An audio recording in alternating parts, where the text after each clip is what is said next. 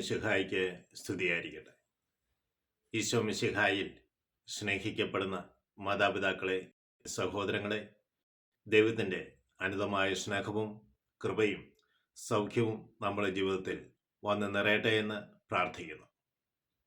വിശുദ്ധ ലൂക്ക അറിയിച്ച സുവിശേഷം 2-ാം അധ്യായം 8-ാം തിരുവചനമാണ് നമ്മളിന്ന് ശ്രദ്ധിക്കുന്നത്. അക്കാലത്ത് രാത്രികാലങ്ങളിൽ ആടുകൾക്ക് സംരക്ഷണം ഒരുക്കുന്ന ഇടയന്മാർ ഉണ്ടായിരുന്നു. അവരുടെ പക്കലേക്ക് ദൈവത്തിൻ്റെ ദൂതൻ കടന്നു വരികയാണ്. അവരോട് ദൈവത്തിൻ്റെ ദൂതൻ കടന്നു വന്നപ്പോൾ ദൈവത്തിൻ്റെ മഹത്വം അവരിൽ പ്രകാശിച്ചു. അവർ ഭയപ്പെട്ടു. ദൂതൻ അവരോട് പറഞ്ഞു, ഭയപ്പെടേണ്ട, നിങ്ങൾക്കായി സകല ജനത്തിനും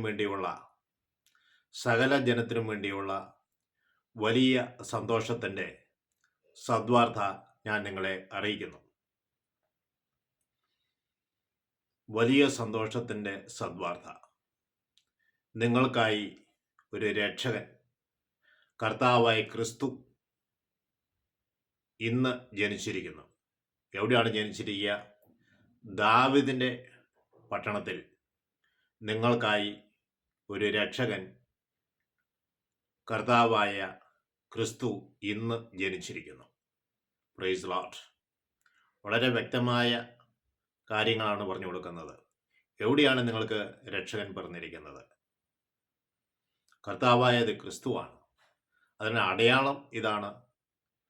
നിങ്ങൾ അവനെ പിള്ളക്കച്ചുകൊണ്ട് പൊതിഞ്ഞ് പുൽത്തൊട്ടിയിൽ കിടത്തിയിരിക്കുന്ന ഒരു ശിശുവിനെ കാണും.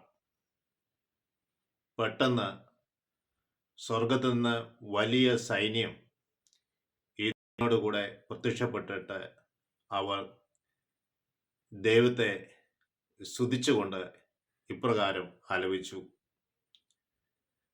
അത്യുന്നതങ്ങളിൽ ദൈവത്തിന് മഹത്വം, ഭൂമിയിൽ ദൈവകൃപ ലഭിച്ചവർക്ക് സമാധാനം. രക്ഷകന്റെ ജനനത്തിൽ സംഭവിക്കുന്ന 2 കാര്യങ്ങൾ ദൈവത്തിൻ്റെ ദൂതൻ വെളിപ്പെടുത്തുകയാണ്. ദൂതന്മാർ, അത്യുന്നത ദൈവത്തിന്റെ മഹത്വം. അപ്പോൾ ഈശോയുടെ ജനനം സംഭവിച്ചപ്പോൾ ദൈവ മഹത്വമുണ്ടായി. രണ്ടാമതായി നിങ്ങൾക്ക് സമാധാനമുണ്ടായി. Praise Lord. സ്നേഹമുള്ളവരെ, ക്രിസ്തുവിൻ്റെ ജനനം നമ്മൾക്ക് രക്ഷ നൽകുന്നതാണ് എന്ന് മാലാഖമാർ പറഞ്ഞു വെച്ചു. അത് വലിയ സന്തോഷത്തിൻ്റെ വലിയ സദ്വാർത്ത എന്നാണ് പറഞ്ഞു വെച്ചത്.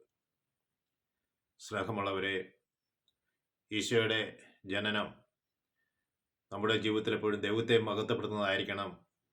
രണ്ടാമത് നമ്മുടെ ജീവിതത്തിൽ സമാധാനം കൊണ്ട് നിറയുന്ന ഒരു അനുഭവം നമ്മൾക്ക് ലഭിക്കും. അതിനായി നമുക്ക് പ്രാർത്ഥിക്കാം. ദൈവം നമ്മളെ അവരും അനുഗ്രഹിക്കണമെന്ന് പ്രാർത്ഥിക്കുന്നു. പരിശുദ്ധ അമ്മയെ ഞങ്ങൾക്ക് വേണ്ടി പ്രത്യേകമായി മധ്യസ്ഥം വഹിക്കണമേ. പിതാവിനും പുത്രനും പരിശുദ്ധാത്മാവിനും സ്തുതി. ഈശോ മിശിഹായ്ക്ക് സ്തുതിയായിരിക്കട്ടെ.